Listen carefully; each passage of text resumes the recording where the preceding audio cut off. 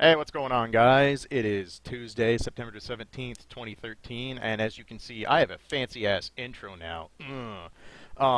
Big thank you to Mike Felix, better known as Mike Felix, sent me an email while I was on vacation and offered up that intro video for me to start using for IAD-TV. So, as a big thanks to him, if all of you in chat would do me a favor, follow that link and go check out his weekly online Guilty Gear tournaments.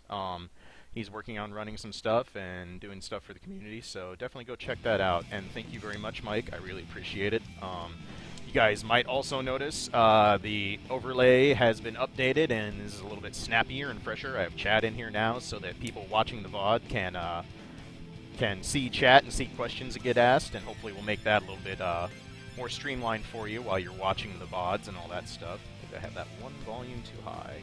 That sounds right. So yeah, definitely check out Mike's tournaments. Thank you again to KYKhalil for updating the overlay. He is awesome. I really appreciate it. Like I said, I am mad inept at this stuff. So actually having people take time out of their hard work days and doing graphical work for me is a huge plus and really makes the stream and the show look a lot nicer, and that is awesome.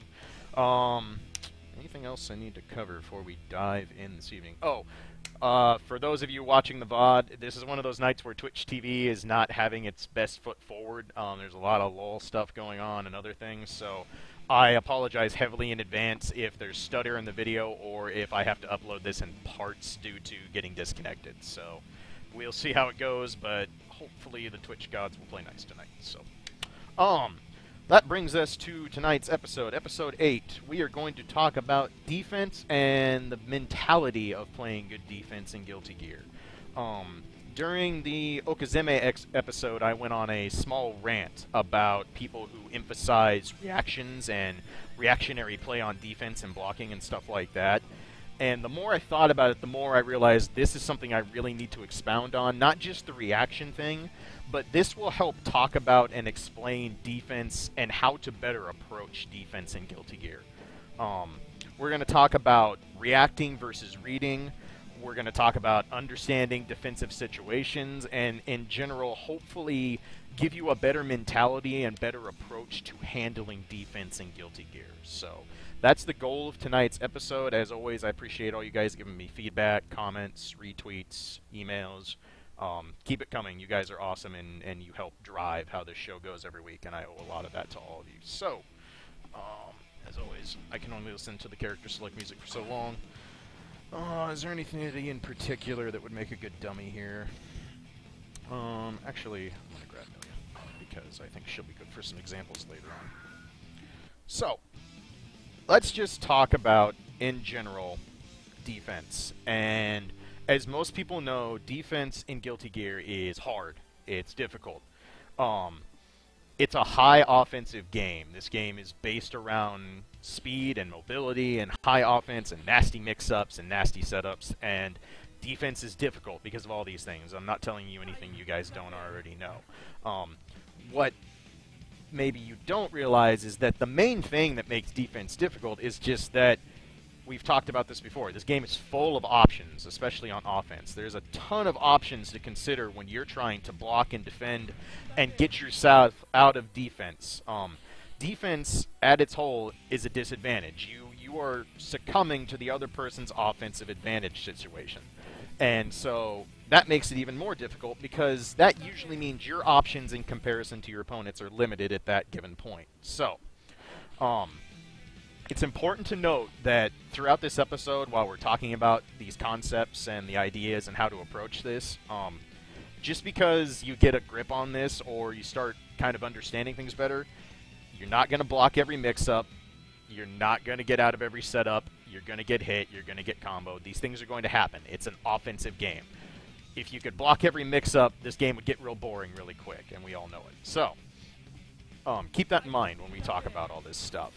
But And instead, go in with the mentality that you're not trying to block everything. You're just trying to block one more thing than your opponent does. Because sometimes that's enough to win a round. And at the end of the day, all this stuff we've talked about with Okazeme and advanced techniques and all these fun stuff I've talked about with you is designed to help you win a round and eventually win a game.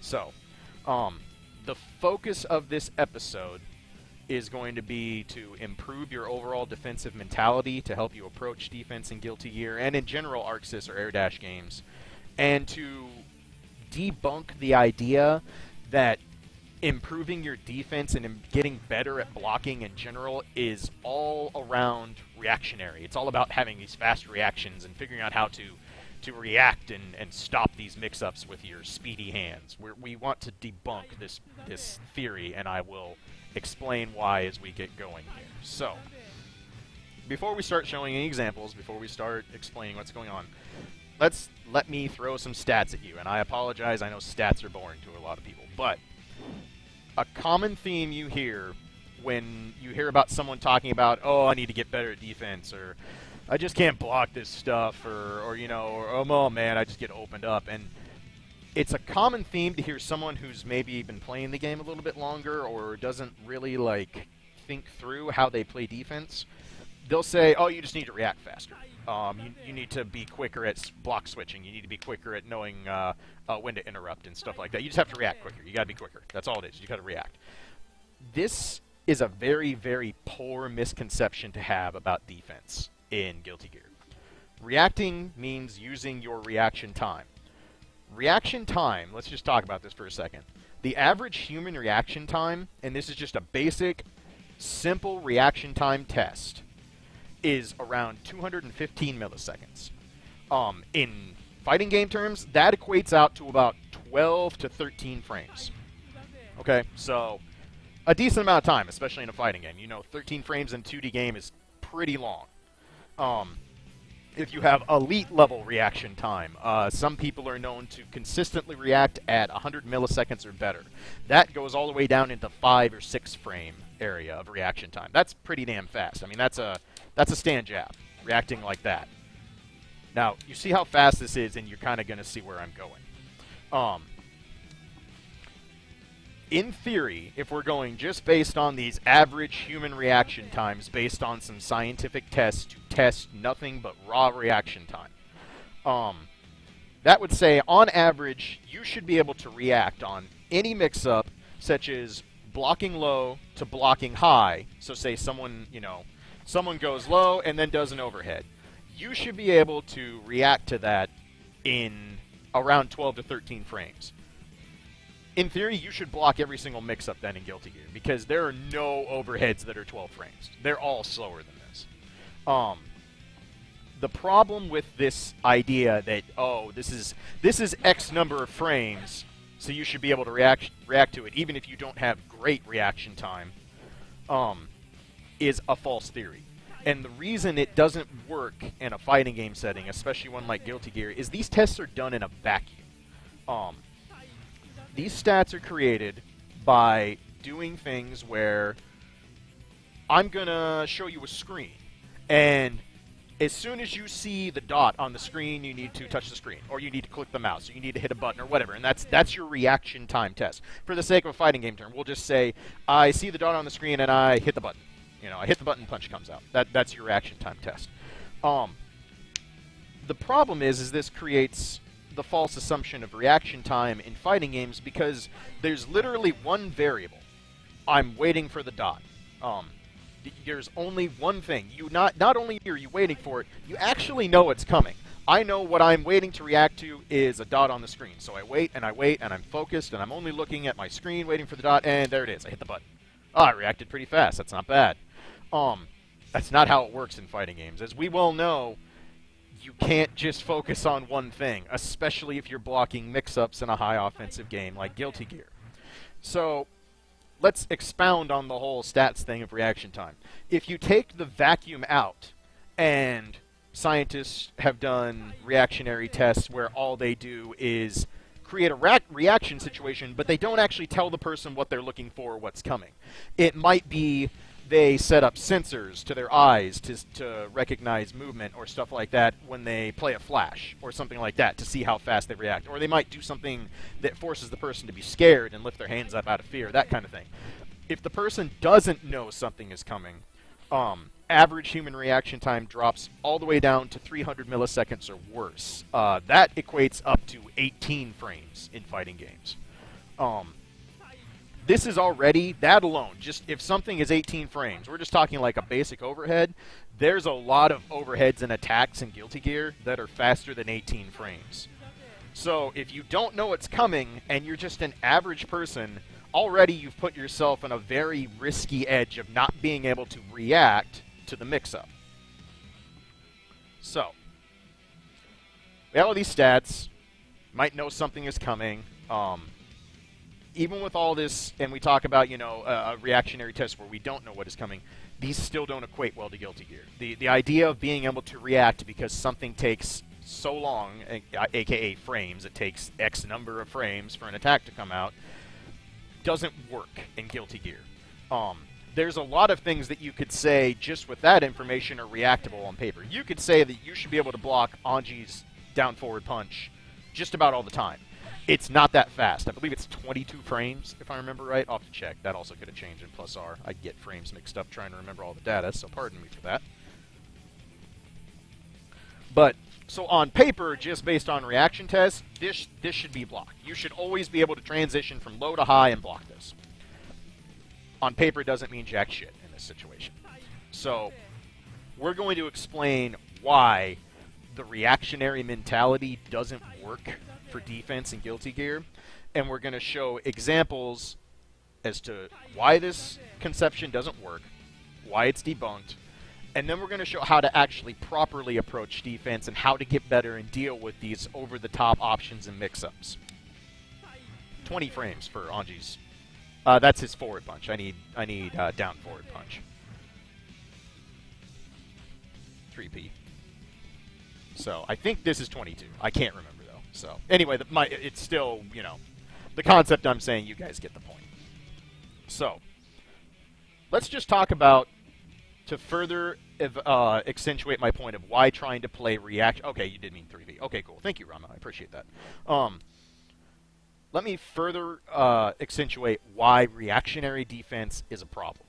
So, we're going to do something very basic. We're going to have Amelia block here. And we're going to create a reactionary test situation.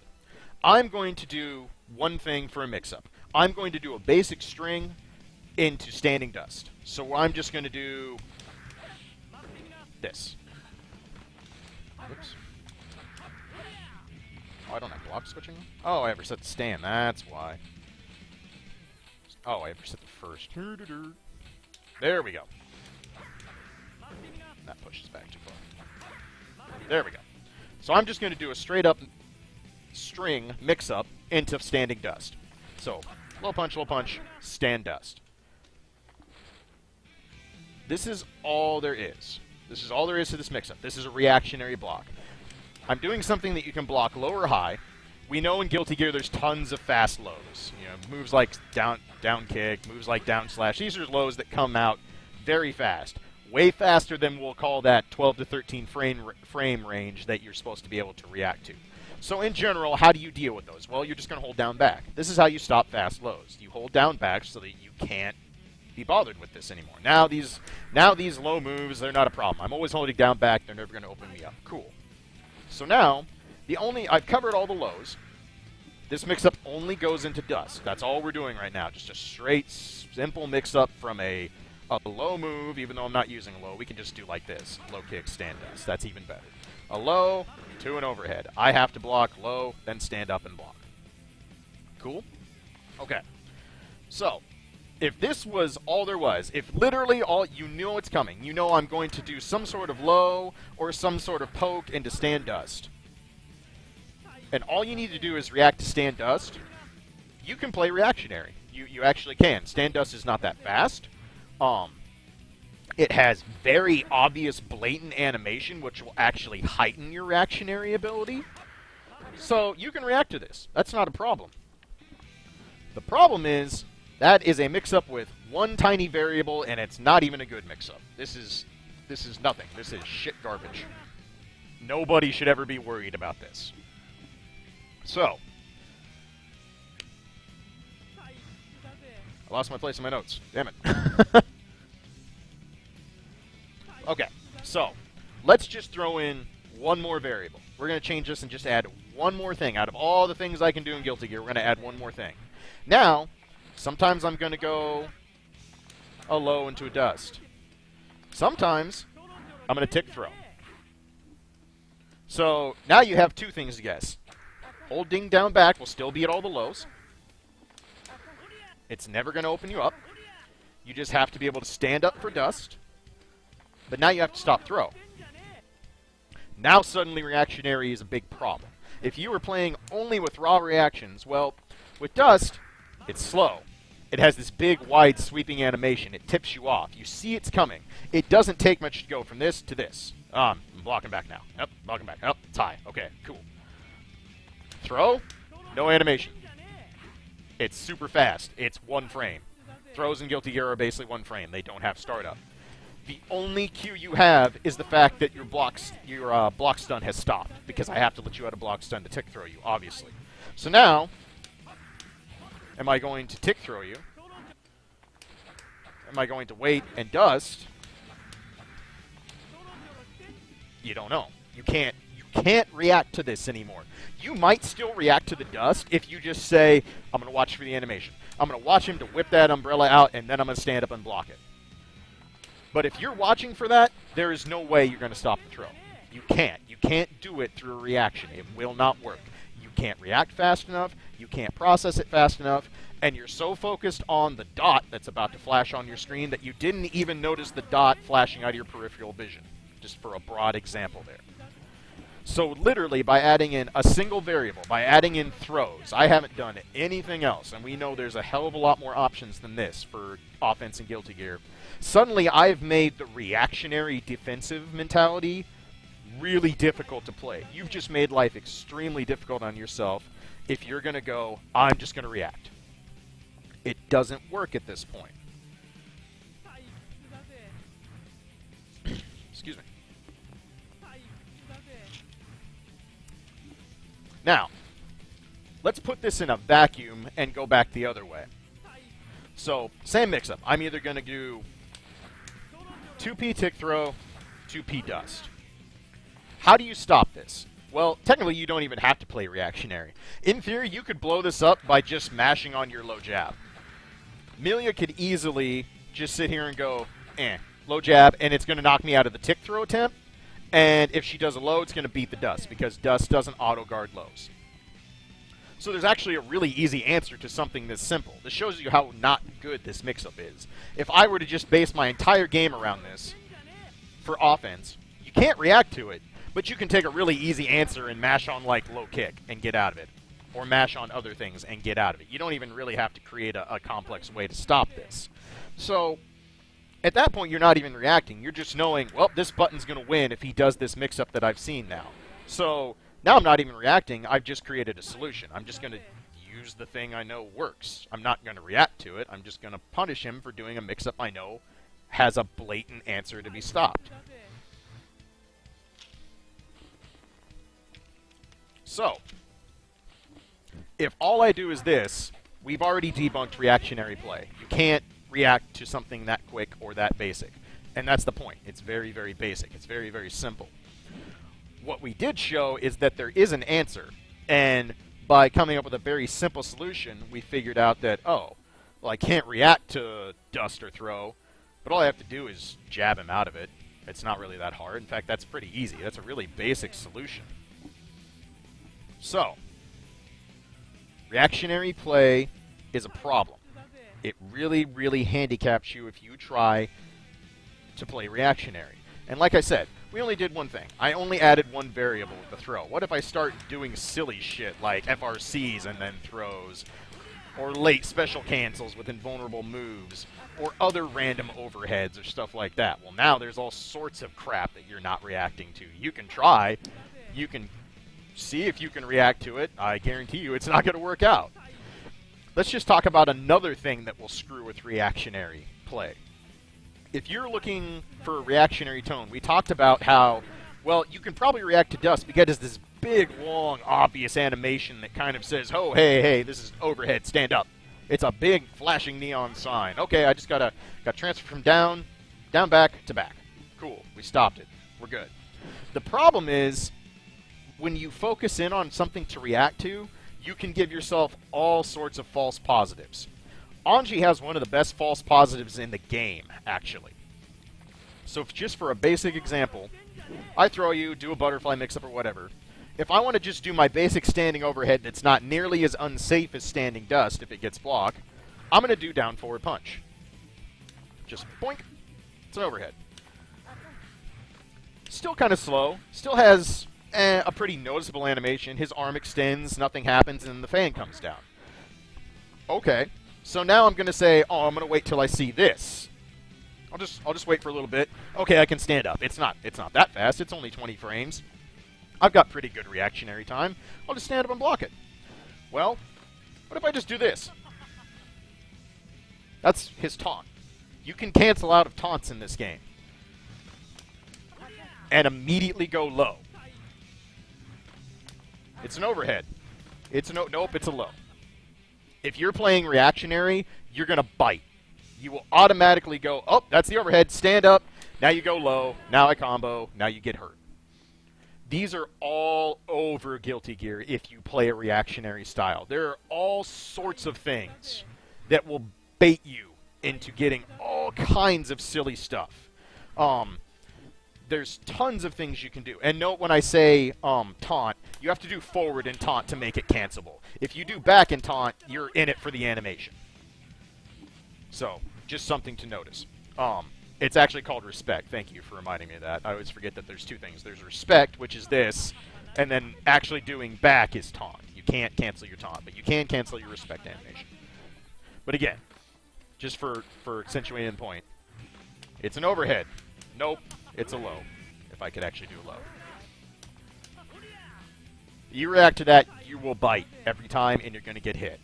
There's tons of these. If you're facing Eddie, and you're waiting for him to do, he does the shadow into his basic mix-up and has the saw blade pulling you back in, and you say, I'm going to look for Eddie's forward kick because he lifts his leg up and brings down the spike on you.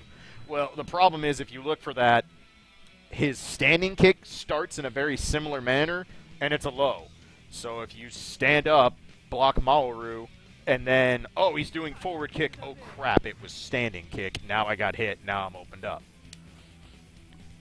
There's all sorts of things that can give you false positives for reactionary play. This is just one of the better ones in the game. So, it's just another thing that if you're going, I need to improve my defense through reactions. I can solve my problems with reacting. No, you can't. I don't want to sound like a jackass and then be like, stop being stupid. You cannot play better defense by saying you're going to react to everything. There's too much to react to, and there's too many things that will give you false positives, that will give you false reactions, and you will just get beat up for it. You have to approach defense in a different way. So, before I go on and before I talked about a better mentality for approaching defense, I want to note that I'm not saying reactions are not important. I'm not saying having fast reactions is bad or that it's a bad thing to use. Having fast reactions is actually very important in a fast game. But you have to know when to utilize your ability to have good reactions. Using them in the sense that I just want to block and then react to every single mix-up or attack by changing my block or ticking throws or whatever, that is where relying on reactions is bad. It's just not a good idea. It's going to get you in trouble. It's going to make you not actually focus on how to play good defense in Guilty Gear. And again, playing good defense in this game or any ArcSys game is insanely difficult because we have all these ridiculous offensive options at our disposal. So, how do we improve our defense? We've already pretty much debunked the reactionary thing. If somebody says, oh, your defense isn't that good, react better. Have better reactions. You can look at them and go, no, you're full of shit. Clage told me so on IAD-TV, because that holds a lot of clout. That was a joke for those of you who don't understand sarcasm. So, how do we actually improve our defense? What's the way to better approach defense and make ourselves have a better game plan for when we're put in that disadvantaged situation and we are having to block something? Well, first and foremost, like most things in Guilty Gear, your defense improves the more information you have and the better understanding you have of the situation. It's a cliche as hell saying, but knowledge is power. And it really, really equates in Guilty Gear for all things, and especially on defense. As we get into this, before I really break down the idea behind the defensive mentality and all this stuff, I actually got an interesting question from Matty D on Dustloop in my inbox today. He was asking about when the YouTube videos and stuff go up because he wasn't able to watch the show live. But he also had a quick question because he knew tonight's episode was about defense. And he asked me, why is it Japanese players are considered to have superior defense? Is that even true? Is it that they play better defense? What does it? Are they just naturally better at it than American players? Or is that just kind of a, we put Japanese players up on a pedestal because that's what we do thing? The reason Japanese players often have better defense or considered to have better defense is they flat out play the game more. They see more situations, they see more mix-ups, they play against more characters, they play against high-level players more often than we do because they just have a better centralized scene.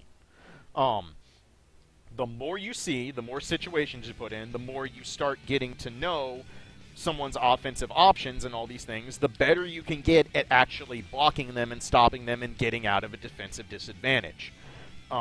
It doesn't have anything to do with the fact they're Japanese. They're not born with magical Guilty Gear DNA. They're not more naturally raw talented at fighting games than we are. It's literally about experience and situational knowledge. And that's why situational knowledge and learning how to break down the options at hand will help you play better defense in Guilty Gear. So,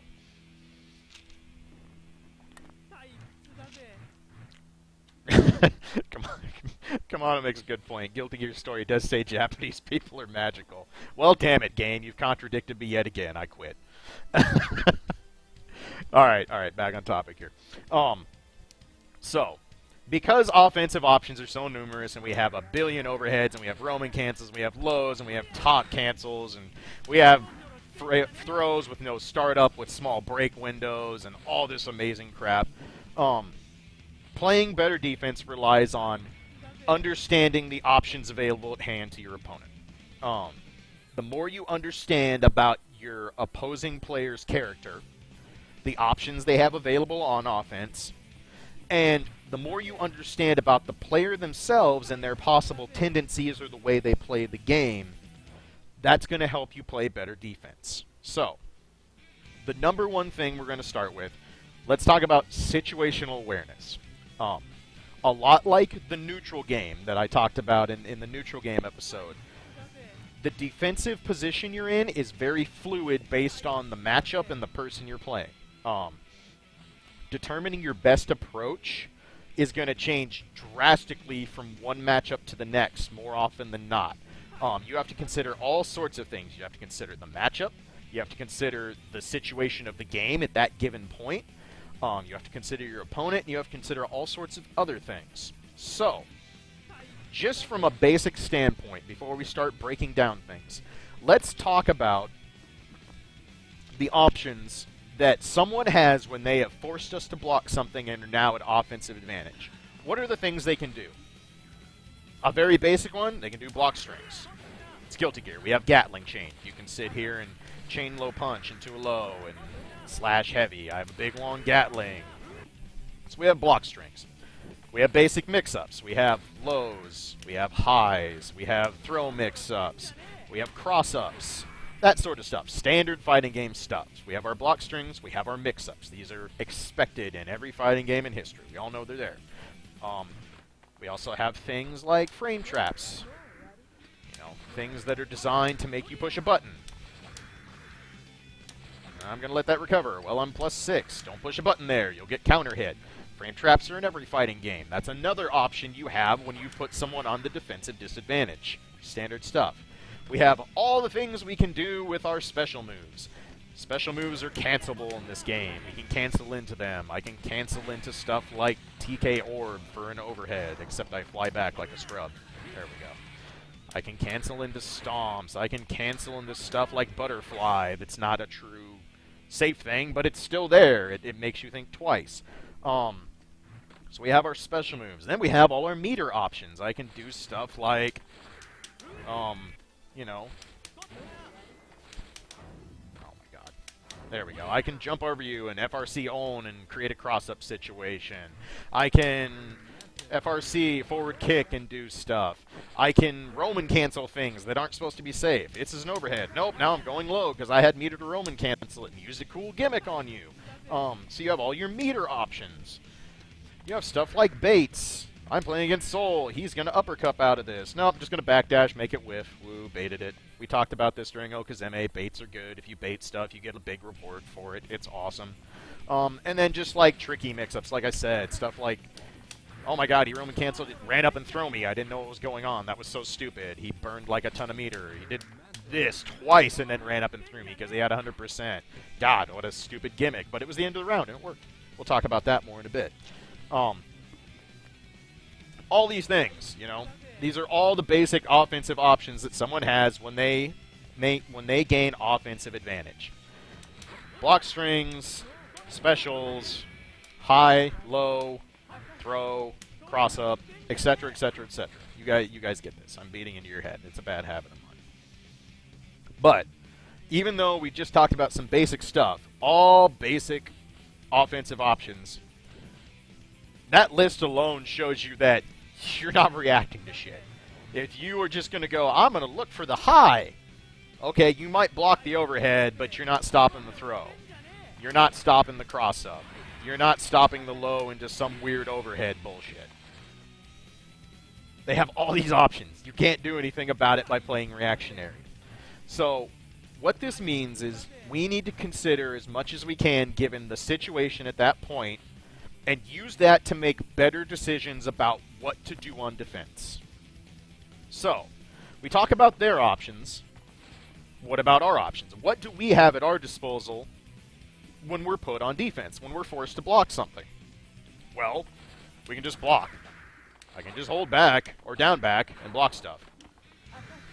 Perfectly viable option. I can instant block.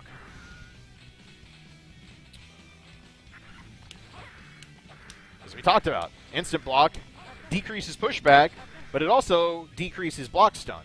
So something that might be a neutral thing, or might have me with a little bit of advantage, well now suddenly I'm either neutral or at disadvantage, just because you instant blocked it. We have faultless defense. Increased pushback, gets you out of things quicker. Sometimes things like that won't work anymore. A basic frame trap. That's not going to work anymore because you pushed me out so far because of faultless defense. That's at our disposal. We have stuff like interrupts, fast pokes. If you have an invulnerable move, like Fujin is invulnerable to strikes once it gets going. If you have a good dragon punch and you see something, you can interrupt. You know, this is not a dragon punch, pretend it's bad guy, and I just volcanic viper you, that sort of thing. Any kind of fast poke, any kind of invulnerable move, throw is also an interrupt. Somebody's up on you and they create a gap, you can throw them. Throw is an interrupt. It's a one-frame move. It definitely counts as an interrupt in Guilty Gear. We have escapes. We have the ability to backdash out of mix-ups. Backdashes have invulnerability. They can get you out of things. We talked about one-frame jumps. It gets you out of off the ground and in the air in a very quick manner. That can get you out of some stuff. Those are your escape options. Sometimes it's better to stop blocking and get the fuck out because you're going to get opened up. And then, of course, we have, let's see. Let's just turn Millie into a CPU here. And not give her any tension so she can't do normal crap.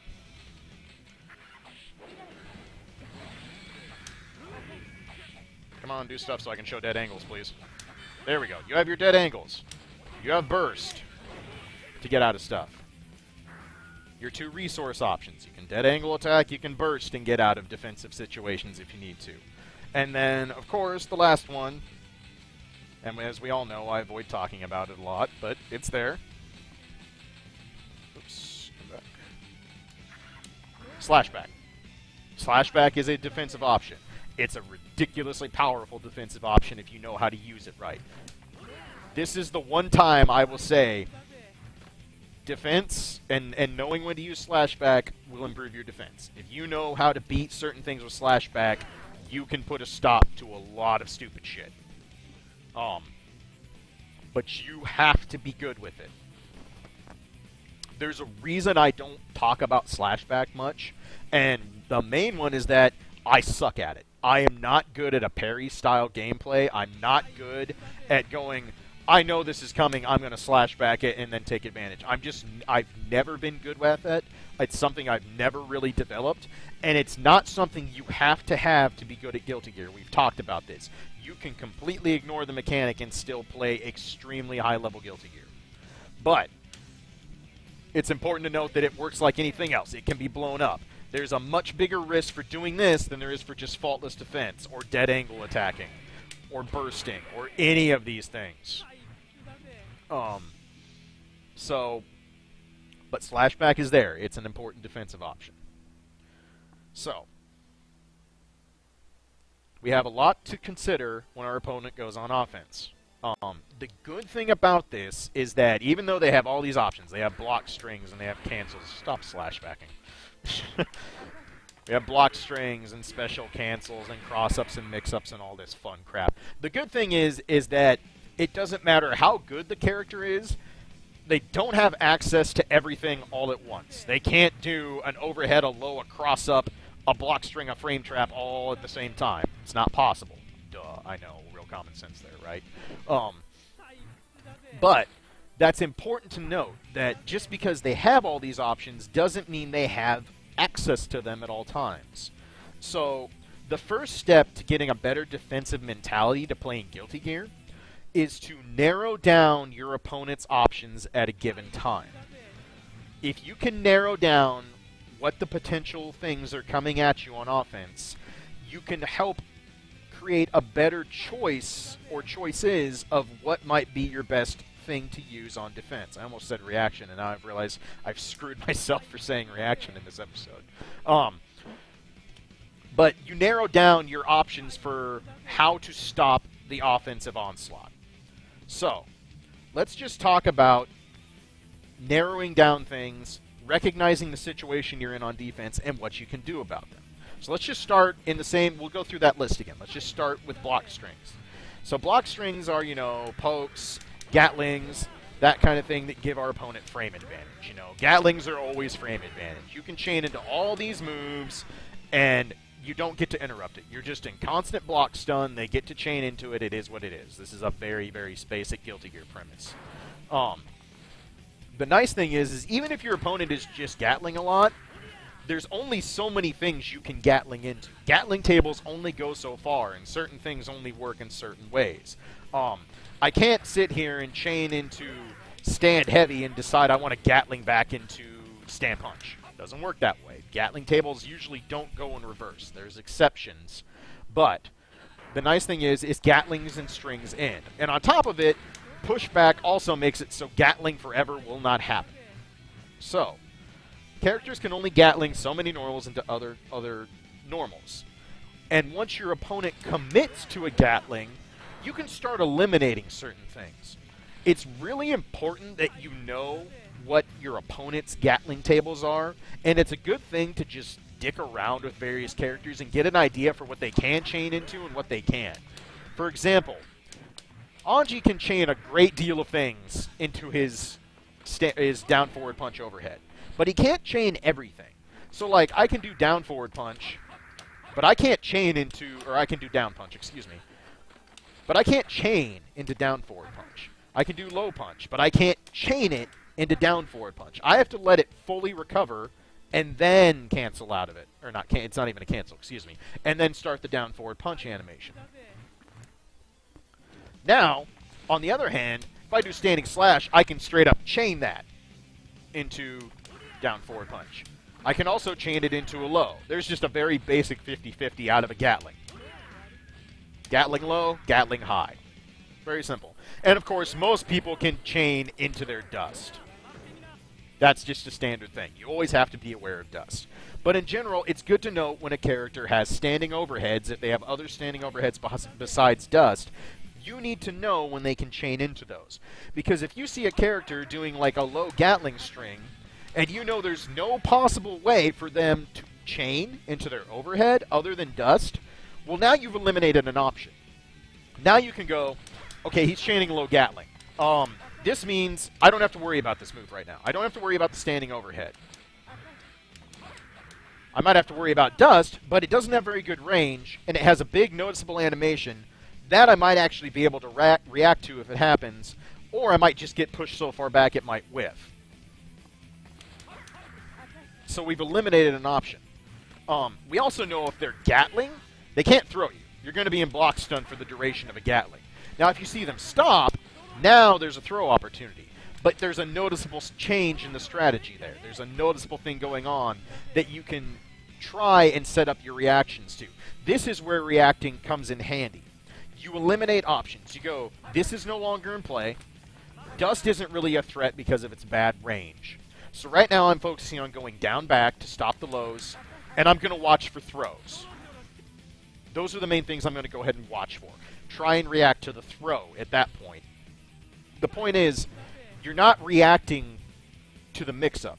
You're reacting because you've gone through the process of elimination and go, this is out, I know these overheads aren't here, I'll worry about chaining. Now, you could always do something like chain into a special move. Okay, that's certainly there. If I'm bad guy, I could throw Gunflame there. If I'm Kai, I could throw Stun Edge here. If I'm Order Soul, I could do Gunblaze, stuff like that. But the nice thing is that special moves are rarely going to create more automatic mix-ups. They're rarely going to give them massive frame advantage. There's definitely ones that do. There's definitely situations that let them continue and elongate block strings. But you've eliminated a lot of the things that are coming at you. And this lets you make more strong, educated guesses on how you should deal with the defensive situation. The other thing you need to consider when you're getting Gatling is that not only are things special cancelable, a lot of things in Guilty Gear are jump cancelable. Tons of Anji's moves are jump cancelable. I don't have to let them recover. I can just jump and get in the air and all sorts of things. You have to be aware of what moves are jump cancelable. But the nice thing is that once someone goes in the air, they've committed to that. There's a lot of things you can do to stop someone who goes into a block string and then decides to jump at you. Guilty Gear has good anti-airs. It doesn't have moves where people jump and get really easy instant overheads in this game. There's basically nothing in this game that works like Mitsuru jumping B, for example. In like Persona 4, if she's on a move that can be jump canceled, you are automatically opened up to a super fast instant overhead because jump B is so fast and so good. Those kind of things aren't very prevalent in Guilty Gear. You're rarely going to see stuff like this. What you will see is stuff like Anji, who jumps and does TK Orb. That's an overhead you would have to consider out of a Gatling string that's something that's jump cancelable. That's a very real threat. But those are few and far between. You don't have to consider those at all times. And again, this is about utilizing your situational knowledge based on the matchup and the character you're fighting. So, if your opponent commits to a special move, if they commit to a jump cancel, if they in their Gatling string and you've been pushed back, these sorts of things. These mean that you're probably going to have a chance to get things back to neutral. So, we know how block strings work, obviously, but now we know how they work in the context of I'm on defense, I'm having to block this. So what are your responses? What do you do once you start narrowing down the potential offensive mix-ups and options that are coming at you? Well, for a block string, it's pretty simple. If I know they're going to do stuff that already pushes them back, I'm just going to faultless defense. Get me out of there. Okay, now we're way out of range. You know, if he tries to do something like chain heart / Fujin, he's doing that so far away. That's, it is what it is. So you can faultless defense. Again, you can instant block. It's not going to push you back as much, but it's also going to give you better frame advantage. This might offer you a chance to interrupt at the end of a Gatling. If you instant block forward heavy, you might be able to dragon punch. If you instant block forward punch and I try to chain into something, you might be able to super me out of it. That sort of thing. So that's a legit response. If people do predictable Gatlings, if I go up to you every single time and do kick slash, heavy slash, over and over again, slash back it. Slash back the stand heavy and go, you're dumb, and now I get to punish you. Woo! Slash back is for predictability. It's for people who don't change up their shit. Punish them for it. That's when slash back is really good. If you're facing someone who has really good Gatling strings, like Melia, who has ways to go into her overheads. Actually, let's go make it so I can control her. Record enemy. Stuff like this, who has a really good, you know, low-high situation, you know, stand kick like that. Someone who has all sorts of good ways to mix you up with all of her options. Then you should be more willing to do stuff like dead angle attack or burst out if you're in a bad situation. Sometimes people do have Gatling chains like Melia. This isn't reactionary. You might have to straight up guess when she does, if she's going to do forward kick, if she's going to do TK bad moon, if she's going to do a low and go into stand slash, that kind of thing. Those all have to be considered.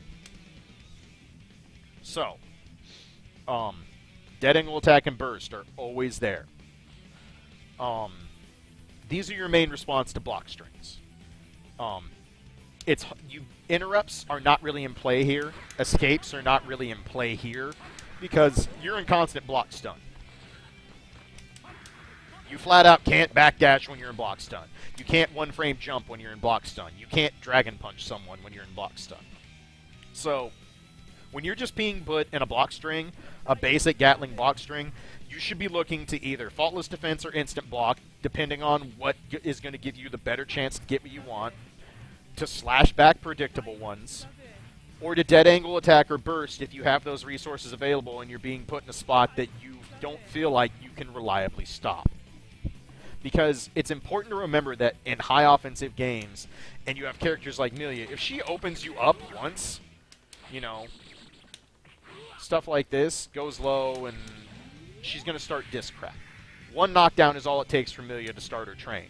Sometimes, even though it's just a block string, it's just a very basic thing, it might be worth it to spend your resources and burst out. Because that one knockdown might be the end. It's an extreme situation with a character like Melia, but those situations happen. So, we have our block strings. Let's talk about the mix-up side of it. Just basic mix-ups that characters have. To have a better thought process on how to play defense against mix-ups, this is one of those things where you just flat out have to have character knowledge. You need to know the character you're playing against, what kind of mix-ups do they have? What is their mix-up style?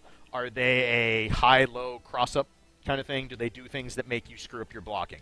Do they have a really good throw game? Do they put pressure on you and get you antsy and make you want to push buttons in times you shouldn't be pushing buttons? You have to know what kind of mix-up is being utilized against you. Otherwise, you're going to have no idea how to defend against it. This is just one of those things. If you're playing against a character who has really strong offensive options and you've never seen it before, there's a good chance you'll go for the ride. Because that's part of learning to play good defense in Guilty Gear, is just getting situational experience and getting used to, oh man, she hit me with this. Well, at least now I know to kind of look for that. I'll add that to the thought process. The first time you play against Amelia and she does, you know, stand kick, low slash, and waits and forward kicks you and you get hit by it and she goes into super, you'll put it in the bank and go, oh, I didn't go into super because she doesn't have any tension, which I don't need. You'll put it in the bank and go, oh, okay, I have to consider the fact that she has this very fast standing normal that's an overhead. Cool, good to know. It's also extremely important that you determine what mix-ups are too fast to react to versus what ones you can try to react to. If you're fighting someone like Melia, you need to understand that you're not going to be able to... I need attention for this, actually. That's me.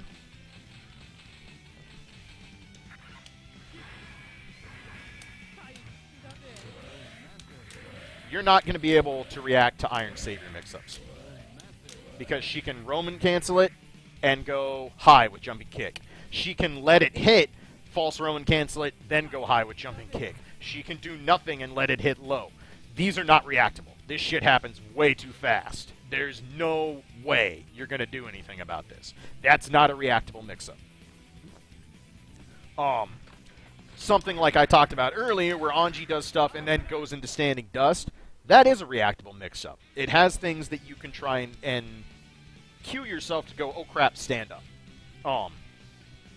You know, even stuff like this, technically reactable to a point. So it's important to note when a mix-up is just straight up too fast to react to and you have to learn to anticipate when it's coming out versus a mix-up that you can try and react to.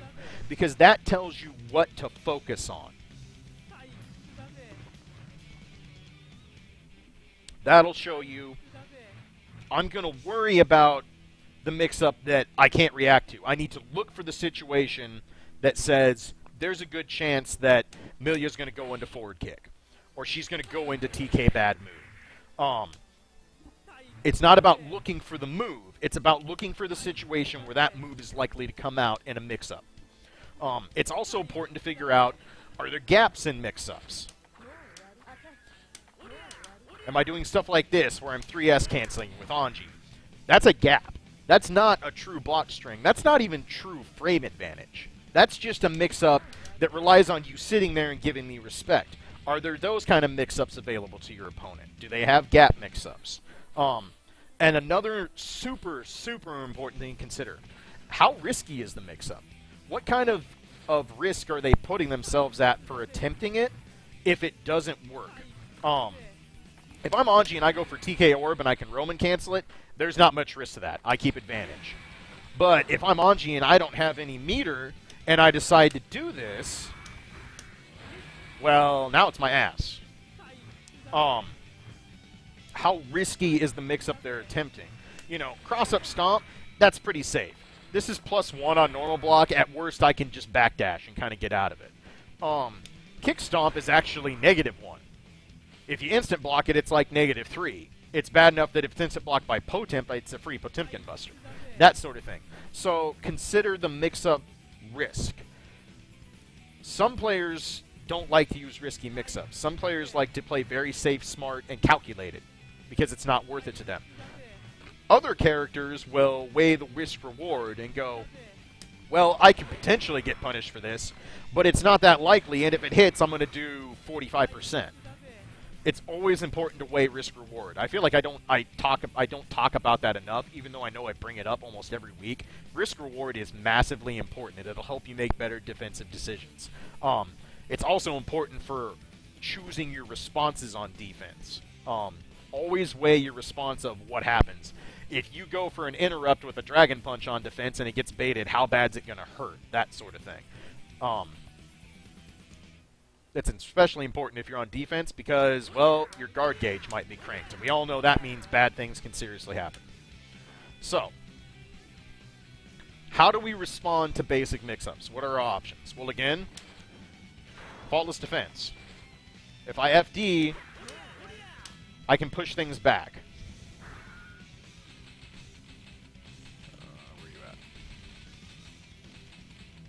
Oops. There we go. Nope, there we go. So suddenly this mix-up into orb, well, that doesn't work anymore. I'm too far back.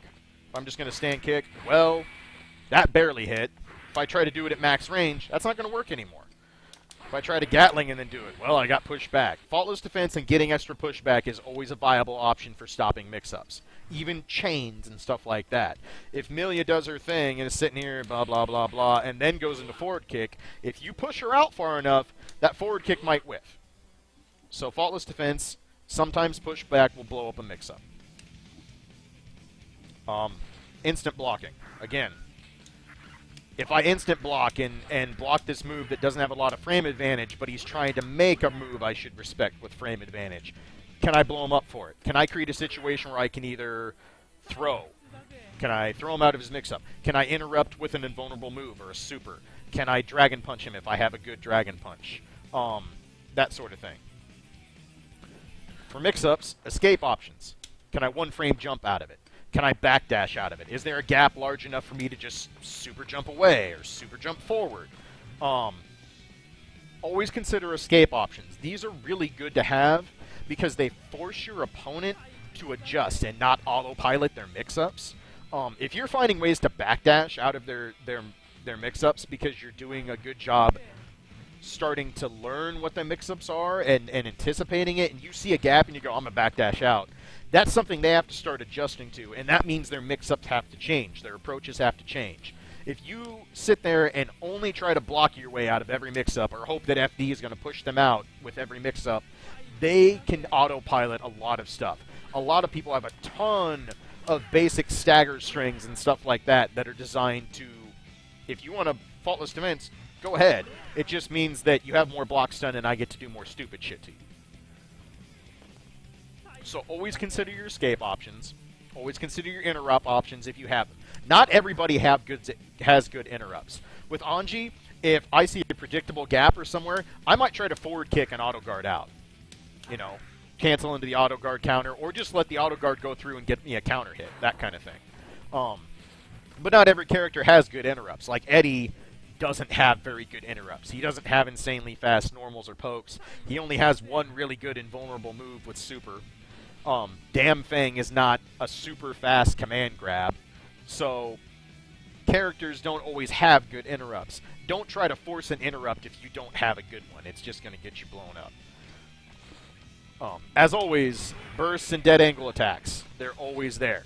If you're in a situation you don't like, if it's a mix-up that becomes really hard to block or you guess wrong, you can definitely burst or dead angle out if you have the resources. It's important that you decide whether or not it's worth it to spend those resources. Meter is gained fairly quickly in Guilty Gear, especially for certain characters, but burst is not. You only get so many bursts in a round. If you're going to burst out because you're in such an uncomfortable defensive situation, you better have a good reason for doing it. Because sometimes it might be worth it to try and weather the storm or find another option out. And if you do get opened up, maybe there'll be a point in the combo that's burst safe and you get out that way. It's also important to note that you're only seeing this because I'm gold bursting since Amelia's not attacking me. It's important to note that gold burst is an infinitely better option for getting out of defensive situations than blue burst. Obviously, you can't gold burst if you're in block stun. That's not how it works. But this is an interrupt everybody has. If they let you out of block stun and then go in and try and do something and you can gold burst them for your interrupt, well, it's hard to punish. We talked about how you have to air throw it to basically punish it. If it hits, you get full meter. Even if it's blocked, there's a good chance you might be able to get back to neutral. That sort of thing. So if you have it there, that's always a viable option. But remember, it's a finite resource. You have to really, really pick and choose your spots and say, I don't like any of my other defensive responses right here. I don't feel like I can block this. I'm not comfortable backdashing out of that small gap. I'm having a really hard time figuring out where this block string is becoming staggered and where the gap is. You're committing to something pretty costly here, so keep that in mind. But at the end of the day, the defensive mentality about mix-ups is just learning what they are, learning what they can do. When can I go for this cross-up? Can I chain out of it? Can you backdash out of it?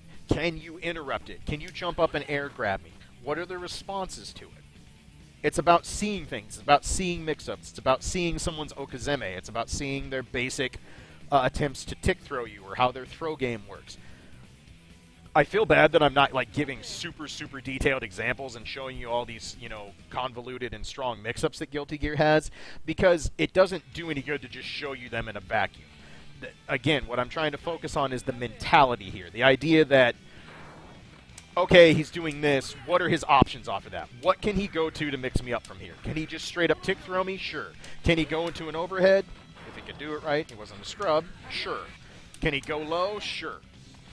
Special move cancels, sure, all that kind of stuff. the more you see mix-ups, the more you get used to what the options are in front of you, the better you can formulate your defensive responses. And that's what this is all about. So we talked about block strings, we talked about mix-ups. Frame traps is an important one to know when you're on the defensive. It's really important to know what your opponent's plus frame moves are. I don't tell people to memorize frame data because for the most part, it's absolutely not necessary. There's a lot of useless info in frame data if it's not for your character. What is important is knowing what moves your opponent has that are plus on block, because that's what allows them to create frame traps. It is very, very much worth your time if you're playing a matchup a lot to just go browse the character you're fighting against and get used to knowing what moves they have that are plus on block. It's important to realize that frame traps inherently have gaps. The only way frame trap works is if I give you enough room to do something you're not supposed to do and then you get punished for it. If I just do a string, that's not a frame trap. This is just a block string. You're always in block stun. There's no way for you to push a button that you can get in trouble for there. The only thing you could possibly do is burst when you're not supposed to and I maybe bait it. But you can't push a button or attempt an interrupt or something like that when you're not supposed to. So, when people are doing frame traps to you, when I'm Anji and I'm doing low punch into stand slash, because low punch is +6 on block, and I'm hoping you're going to get antsy and push a button here, or stuff like that, what I'm basically saying is, well, if you want to, you have a chance to escape. If you realize what I'm doing, if you realize I'm looking for a frame trap and I'm trying to get you to push buttons where you not to be pushing buttons, there's a gap here. You can escape. You can go backdash. +6, too bad, I'm out. +6, 1 frame jump, I'm out. That sort of thing. Escape is the #1 option for stopping frame traps. A lot of people might think, oh, well, I just need to interrupt. There's a gap there. Well, that's the point of a frame trap. A lot of times a frame trap means your move's going to get stuffed before it comes out, even if it's invulnerable. If you do a really good frame trap, you will stuff a bad guy trying to mash out Volcanic Viper before it gets to the invulnerability frames. Bad frame traps will not do that, but that's the point, is you shouldn't be looking for the option that beats the bad frame trap. You should be focusing on the things that beat good frame traps, because that's what good players will use. So, escape should be the first thing you look for when you see someone who's inherently trying a lot of frame traps, a lot of stagger traps, that kind of thing. Frame traps can often lead into more mix-ups. If you do this, well, maybe I can get you to block that and then go into the overhead. Or maybe I do this and, oh, I can't push buttons, and then I just run up and throw you. Or I get you looking for something else, and maybe I do hit you with the standing dust. Or maybe I go low and then go into standing or down forward punch, that sort of thing. If you give frame traps too much respect, if you go, shit, can't push buttons, and you just wait, and you go, I'm going to wait my turn, it's okay, it's not a big deal, I'll just wait till it's my turn to push the buttons. This is when you get in trouble with frame traps, because now I'm going to sit here and do shit like this all day, and make you wait, and then you're blocking stuff, and oh shit, your guard bar is cranked to the moon. Don't get hit by that overhead, because it's going to hurt like shit. So it's important to learn when you can escape and when you can get out of frame traps. If you let them do stuff like that, it will go badly. Considering Volcanic Viper. That's true, I forget. The Volcanic Viper is actually a Dragon Punch that's invulnerable on frame 1. What I'm really meaning by that is that in the time it takes them to input the move, that sort of thing. If you do a tight frame trap, they may not get it out. But that's a good point. Volcanic Viper is actually a piss poor example there, so I apologize for that. But moves that have invulnerability, like Hard Slash Fuji would be a good example. So, and that's also a good point. That's kind of what I was getting my point at is, you know, when they go to input the Dragon Punch, if they don't get that on the first frame they're out and you do a good frame trap, you might stuff their ability trying to input. That kind of thing. So, that's there. So, but that's a very good point, Ren. I appreciate that. So, back to frame traps. Yeah, giving them too much respect on defense and just saying you're going to weather the storm and block them all the time, that's where you get in trouble and you get forced to block more stuff than you probably should. You know, it's also important to note that sometimes you have to give frame traps and stuff respect because there's that much other scary shit on there. I can't tell you how many times I've seen AGF get people to sit here and eat this. Just stand slash, butterfly. And they're stuck. Because there's so many other things that could happen there. I could sit there, go low, do stuff that's going to catch jumps, all that kind of thing. So there are some frame traps that you're going to eat because you have to respect their other options available, and that's something you have to consider. But not all frame traps are created equal, and if you let basic ones eat you alive and you sit there and block them, you're going to put yourself in a worse situation very quickly. The other type of thing I'm going to include in frame traps is stagger pressure. You don't see it as much in Guilty Gear as you do in, say, BlazBlue, where it's much more prevalent because of the ability to run and throw with the 2-button throw system. But there is stagger pressure in Guilty Gear. I can do stuff like this, and you might be worried about me going into hard/Fujin, so you don't want to push buttons there, that kind of thing.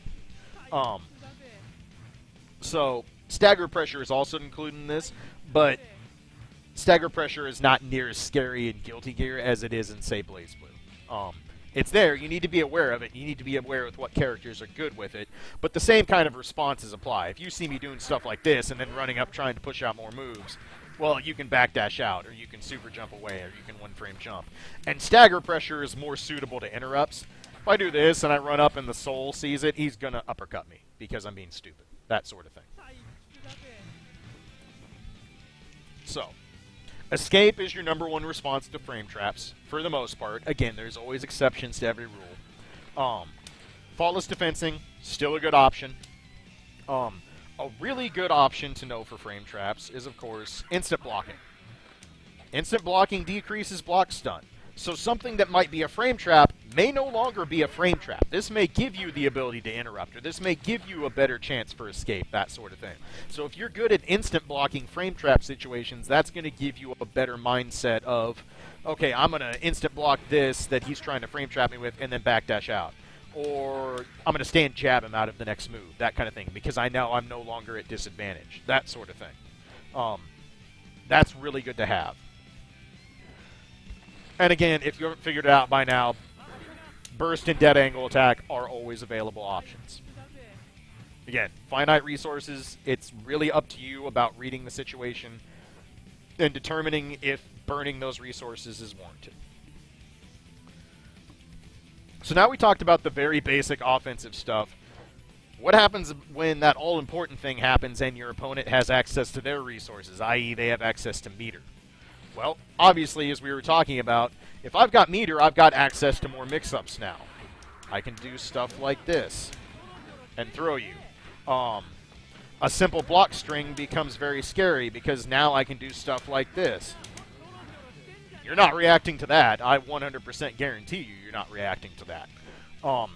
So when your opponent has put you in a block string or put you in a frame trap or started a mix-up and they have meter available, well, now you have to consider even more things. A real basic example. Anji goes into hard/Fujin. Well, now you have the basic premise of dealing with the mix-ups that he has after Fujin. I can go into Force Break Reen, which is an overhead. I can go into Hop, which beats lows and throw. I can go into Nagiha, which is a low. Those options aren't terribly great on their own, especially since Force Break Reen costs meter, but you have to respect it. You have to realize I can go low there. And if I have meter, well, now I can just Roman cancel and get right back on top of you. With just 50%, I opened up a whole nother string into a mix-up just by being willing to burn it. The second your opponent has enough meter to do anything, whether it's a Force Break, an FRC, a Roman Cancel, a Super, you have to start adding a whole lot more variables into your decision-making process on defense. You're going to have longer strings coming at you. You're going to have more complex pressure.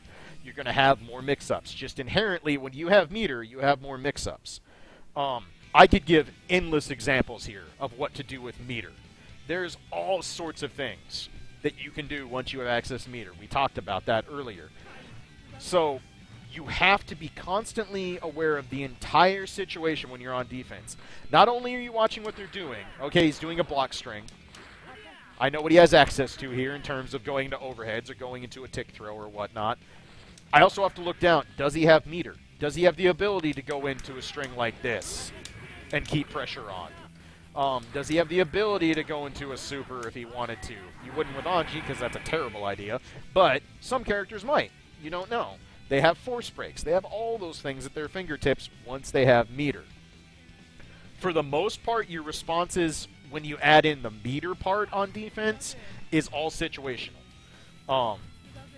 If your opponent is stocked on meter and you're in a bad spot, like if you're cornered and your opponent's sitting on almost 100% meter and there's not a lot of places to go, this is a really good time to go, you know what, I may need to just burst out of here. I may need to dead angle attack out of here because there's just too many variables for me to stop this at this point. And again, that's all situational. Maybe you have a really good interrupt. If you're bad guy, well, all you got to do is look for somewhere where you can Volcanic Viper and Roman cancel it. All you got to do is make it not whiff. You have a very good de facto response in that situation. But if you don't have meter, and your opponent has a ton of meter, it may be your best bet to look for a burst or a dead angle to get out of it. Because if your Volcanic Viper gets baited, it's going to suck really bad. That kind of stuff. So, keep those in mind. Meter can determine when it's really worth your time to spend these resources. If my opponent has no meter, no access to force breaks, and none of that stuff, I'm not going to be as willing to go, I'll burst out of your mix-up, or I'm going to dead angle attack out of your block string. I might go ahead and take a mix-up there, because at that point, maybe it's not that scary. Maybe they don't get that much for no meter. So, that's important to note.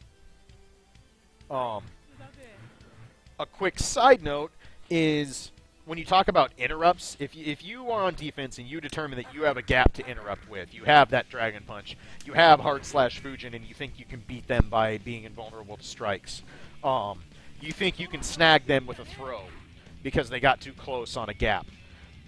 It's important to note that good players build baits in for these things. Players will find ways, if you like to mash on throw to stop their offense, they will find ways to bait you for it. And then you're going to get a standing heavy, and it's going to get punished. Good players will note all the resources you have at your disposal. They know if you have a good interrupt. They know if you have access to meter to Roman cancel that Volcanic Viper. That sort of thing. And if they're smart and they play good offense, they'll build baits into their mix-ups and their offense to try and get you to not only make a mistake, but to burn some of your own resources in the process. So, it's important to note stuff like that. And then one other final part of paying attention on defense to someone's offensive situation are tricky / gimmicky / shenanigan mix-ups. Because of the flexible nature of Guilty Gear, because of the fact that I can Roman cancel anything I want, even a stupid normal that I would never Roman cancel for any reason, there's a lot of flexibility and fluidity to what I can do to create some really stupid shenanigans. These are the kind of mix-ups that are not super practical. If you see them once, you may never get hit by them again because they're these weird, complex, convoluted things that are designed to catch you off guard. They might need a lot of meter. They might be a lot of smoke and mirrors that look like a lot of stuff and then just make you go, oh shit, and then you do something wrong and then you're hit by it. These things are something you want to put in your thought process on defense late in a round. If you're down to almost no health and your opponent's got a good chunk of meter and they've got a good gimmick they've found in training mode, something that's really hard to stop if you haven't seen it or if you're looking for the standard mix-ups, that's when they're going to bust out the gimmicks. That's when I'm going to do shit like this and hope you weren't paying attention. Or really convoluted shit like this, like overhead Roman cancel overhead.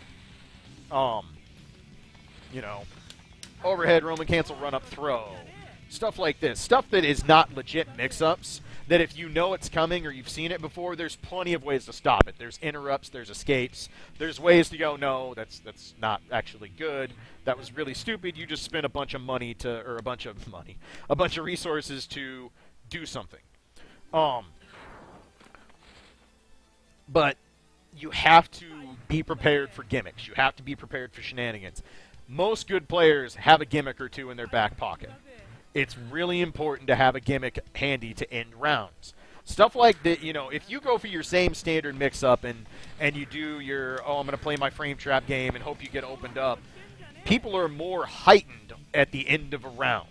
They're really heightened at the end of the round, trying to block, trying to not lose that last bit of life. So that's why these gimmicky mix-ups, these things that may not be really legit, suddenly become a little bit more viable. So you have to equate those into the decision-making process when you're playing defense, especially late in rounds. There are players out there who think gimmicky mix-ups are the greatest shit ever. They may not be the best player, but they're the kind of player that can put you in the loser's bracket of a tournament because they just did stuff that's not the norm, and you weren't ready for it. So it's really important to recognize when someone likes to use gimmicky, shenanigan mix-ups. So, after all this stuff I've talked about, your defensive options versus their offensive options, situational awareness, understanding matchups, all that fun stuff that goes into every part of Guilty Gear. How do we add this all together and give ourselves a better defensive mentality, a better approach to playing defense, one of the hardest things to do in this game? How do we sort through all the possibilities that I have? They have block strings, they have cancels, they have mix-ups, they have throws, they have frame traps, they have baits, they have all this stuff. There's a mountain of shit I have to crawl through and try and stop defense. Or, excuse me, stop offense while playing defense.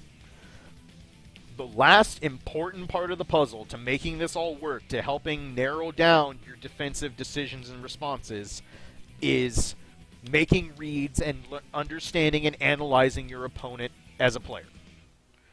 Now, when I say reads, read is one of those terms that we don't have a good, solid definition for in fighting games. You hear it get used in a lot of different ways. How I am referring to this right now, I'm referring to using information about your current situation and your current opponent that you're playing to help you make a better educated guess to what your defensive response should be at that point. That's what I'm referring to as a read. So this is not a universal thing. My term for read is not the term for read. This is just how I'm putting it. You can hear the term making a read in very different contexts, and it's still correct for different things in fighting games. So just keep that in mind. But basically, making reads is incorporating everything together about playing defense in Guilty Gear and throwing away that misconception about playing reactionary when you're on defense. If you start picking up opponents' patterns and you can analyze the options available to them when they're at a specific point in their offense, you can narrow down the range of things that you have to start defending. These kind of decisions can range from something as simple as just blocking to recognizing a frame trap or something and knowing that you need to instant block or slash back it to have any chance of getting out of it without them continuing the string. Sometimes it's just about making a solid, educated guess with all the information available. Guesses exist in fighting games. This is something I think a lot of players get hung up on. They're like, oh, Amelia knocked me down and it's just a guessing game and it's what I have to do. To an extent, they're right. There are times where you get knocked down and you flat out do have to guess. But the thing is, you can use information that's at your hands that's been shown to you on screen by the character and by your opponent, and you can make a better educated guess. Not everything is, oh, it's a raw 50-50 and I either hold back or down back, and I hope I guess right.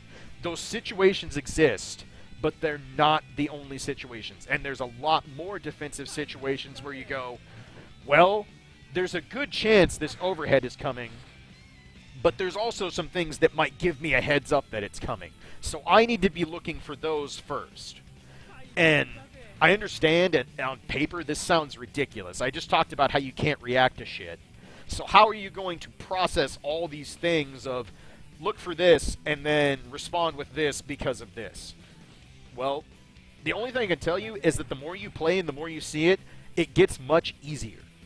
A really good example is, I remember once when I was playing casuals with AKA at a tournament. I don't remember what it was, but we were playing Eddie versus Anji set. And a couple games in a row, even though I didn't win, I had blocked like 5 or 6 or 7 forward kicks from Eddie in a row. He had done Mawaru and done the Eddie mix-up and then went for overhead, and I blocked him. I blocked like 6 of these in a row. And I didn't think anything of it at the time. And I remember someone asked me, he's like, dude, how do you block Eddie's forward kick all the time? And I sat there and I thought about it. And I said, I just kind of have an idea when Aaron likes to do those. I played him a lot, and I just kind of have a good intuition for here's a spot where he goes for the overhead. It wasn't that I was reacting. It wasn't that I had these godlike reflexes and was able to go, oh, that's forward kick and not standing kick. It was that I've seen the situation a lot, and I go, I'm pretty sure forward kick's coming, I'm going to stand up. The important thing to note there is that if he doesn't do forward kick and he does low kick, I get hit in most of those situations. It's hard to just react and do something like that. I was using the information given to me by playing someone who I'm friends with that I play regularly, and information about the character and its offensive abilities to go, I think overhead's coming, I'm standing up. Sometimes you will use all this information and you will be wrong. Because good players change up their tactics. They adapt. They change mix-ups. They do all sorts of things that make you think you have a pattern, and then you don't. Hey, Sonrio, how you doing? But that's how you get better at those situations. You see them over and over again, and you start making decisions faster. You start going, I've seen this. I know this mix-up. I know what to look for now. This person doesn't ever go for tick throws here. They're always looking for the overhead to knock me down and then start Okazeme. Or they're always looking for the frame trap to get me to push a button and then do a big combo for a punish. The more you get a better read on the person you're playing, that will help you analyze and quicker make decisions on defense faster than almost anything. Humans aren't perfect. We aren't random number generators. We have things that we like to go to. We have our go-to mix-ups. We have our go-to block strings. We have our go-to frame traps. Everybody has these. You're not going to play anyone who's always changing up their offensive game at all times. Really good players who play really strong offensive characters will throw you a lot of different situations, and it'll take you a long time to get used to them. But nobody's out there rolling the random number in their head and going, mix up X, mix up Y, mix up Z. Like, that's not how it works. So, having the defensive mentality of good decision-making, understanding the options available to the opponent, understanding what options you can likely rule out to help narrow down your decision-making process because you have to make decisions quickly, and then getting good reads on your opponent, getting used to their patterns, to their tendencies, and getting a gist for them while adding that into the actual matchup experience. That is the best way to approach a solid defensive mentality. It's not the only way. There's plenty of ways you can look at defense. Some characters, your best defense might just be to always get the first knockdown and not let them go. Milia can run away and get out of so much stuff, and once she knocks you down, she may not have to play defense anymore. She might just end it, just like that. But the problem is, there are people who can play like that. There were a ton of people who could play Accent Core Eddie, and they didn't have to worry about defense, because all they needed was to make you block anything. Because then they did an unblockable, then they knocked you down, And they had training mode so hard to hit triple unblockables and all sorts of other crap that they didn't have to worry about defense that much. Their defense was the fact that you didn't get a chance to play offense. The problem is those players, when they're finally put in defensive situations, are the ones who get cracked open like a walnut really quickly.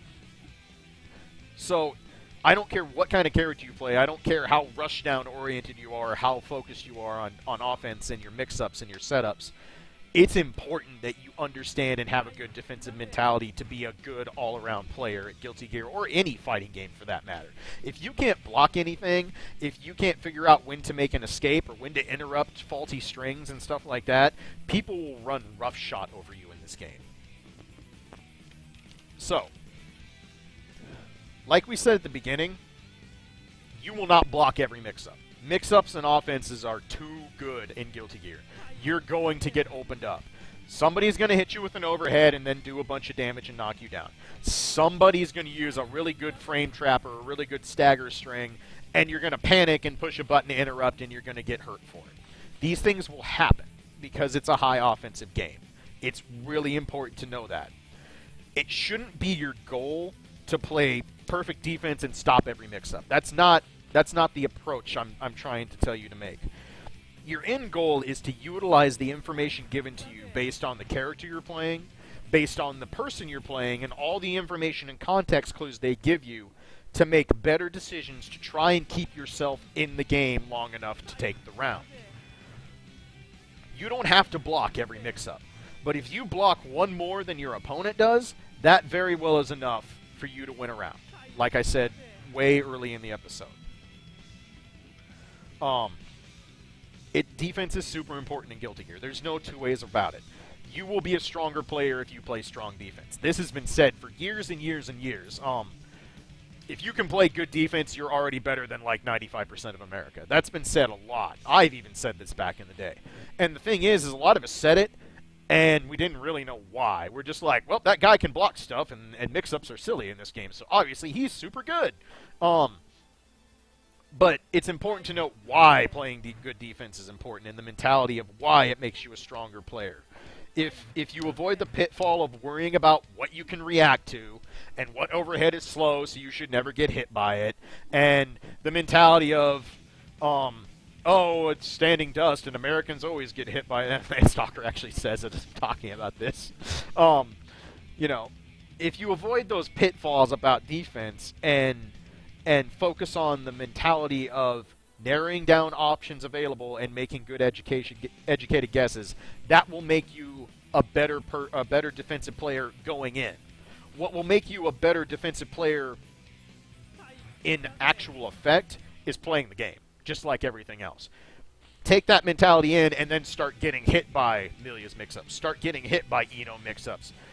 Start getting baited by frame traps by Slayer and Jam, and learn what they are, and then start adjusting and learning what the proper response is to stop these things.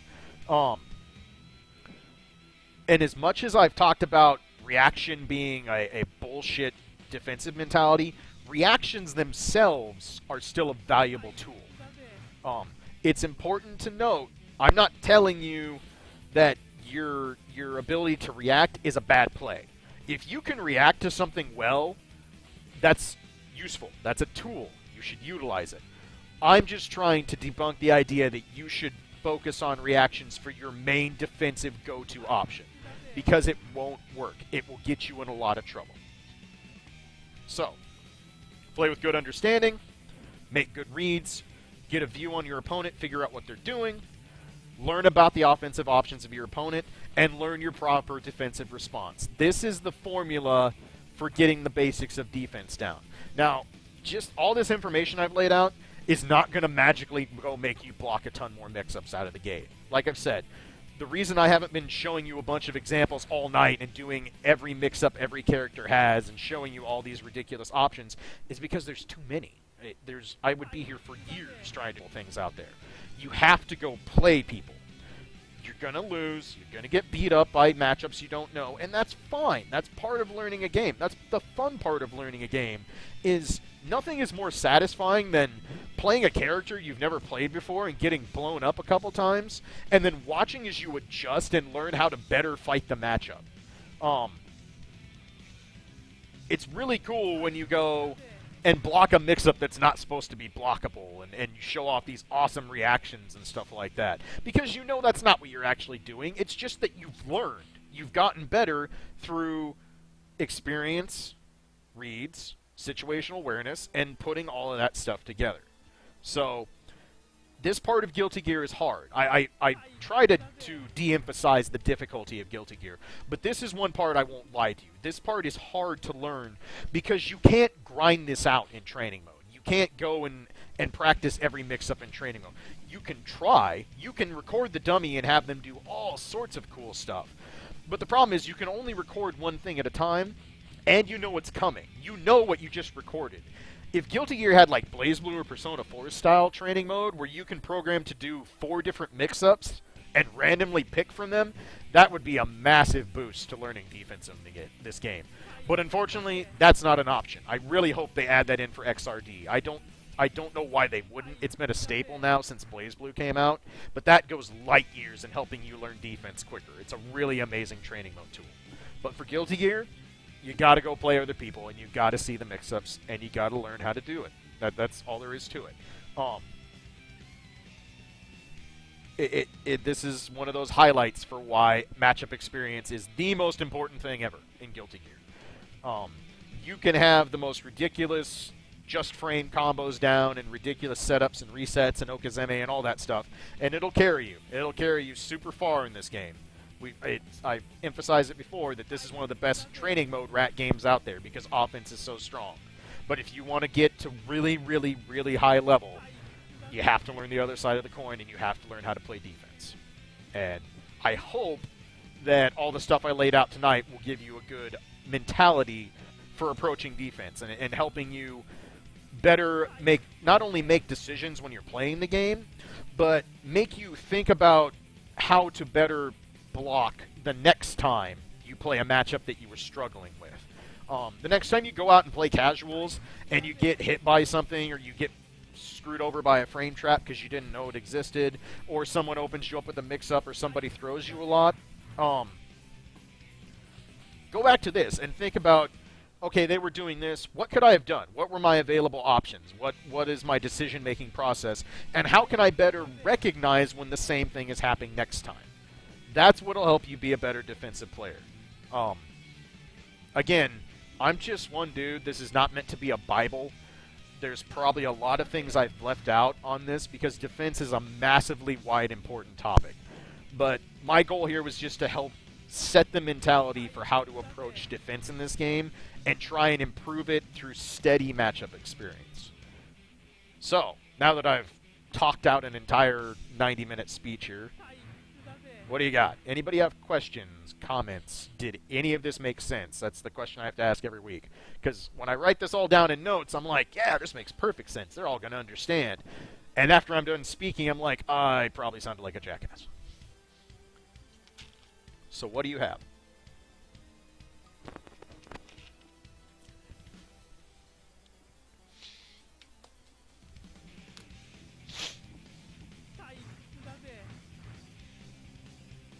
Anything. Bueller.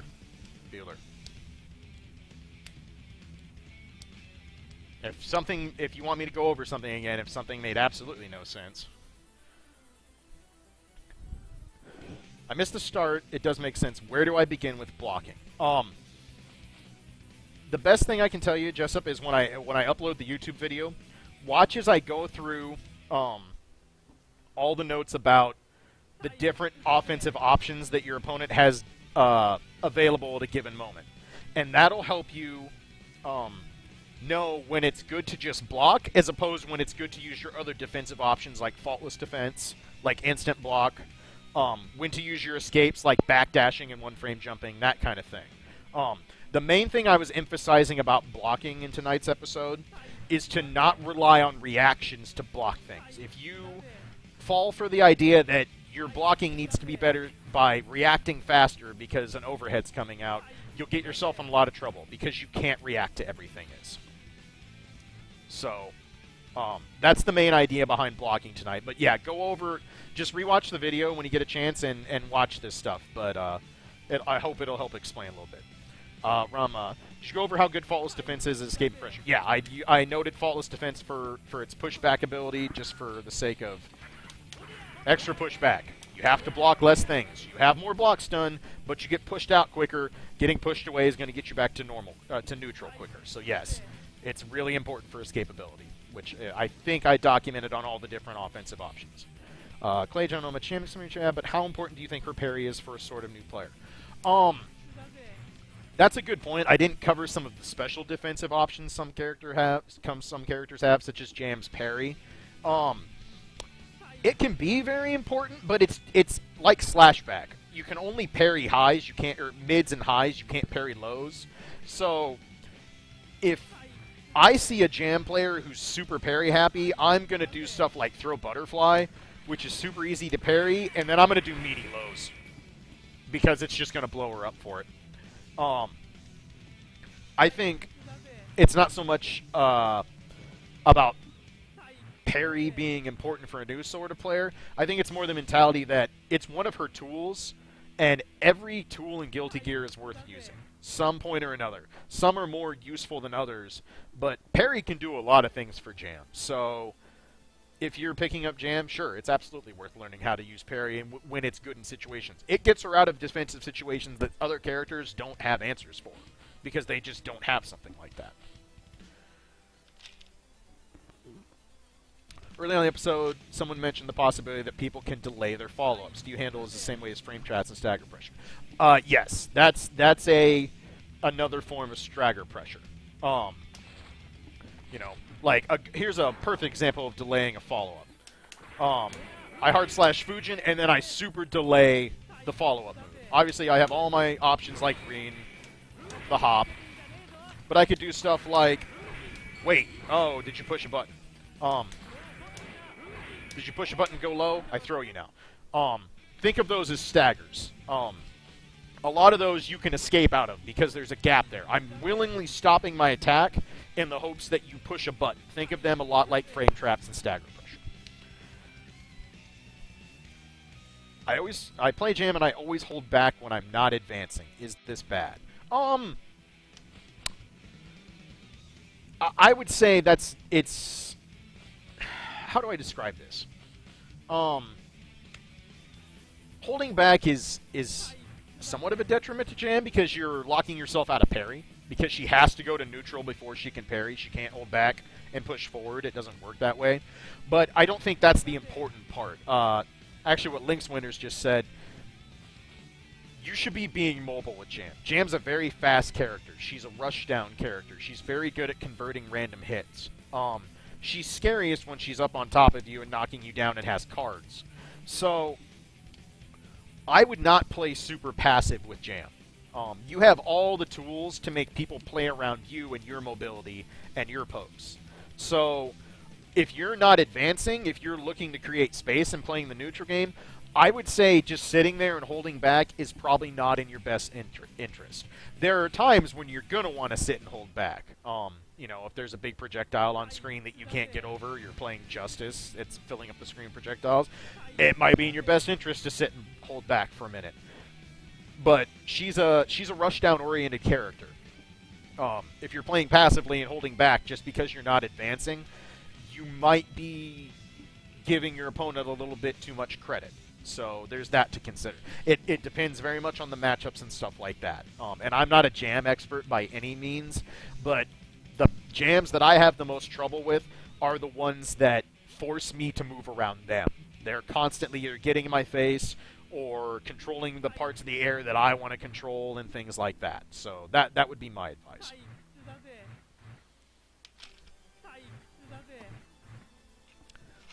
Any other questions or comments or things you want me to go over on the defensive mentality stuff?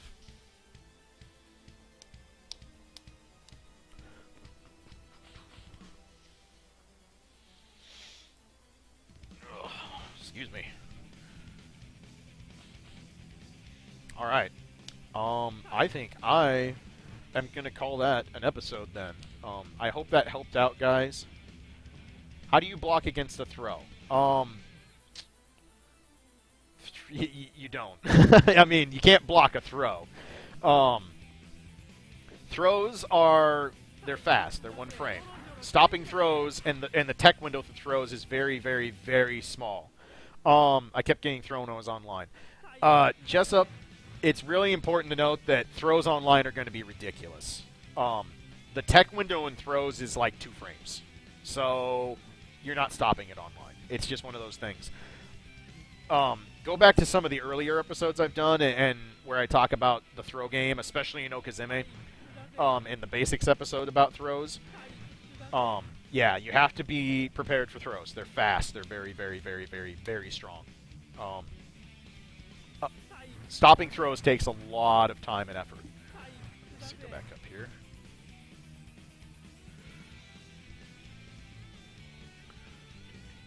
Do you wish sometimes you had a partner to handle mix-up stuffs? It would be nice, but unfortunately I don't. So, I do have some ideas for future episodes that might make some of this easier. How do you block a drive kick that crosses up and then ends on the side it started on? You punch the robot who did it in the mouth. That's an inside joke for Murph.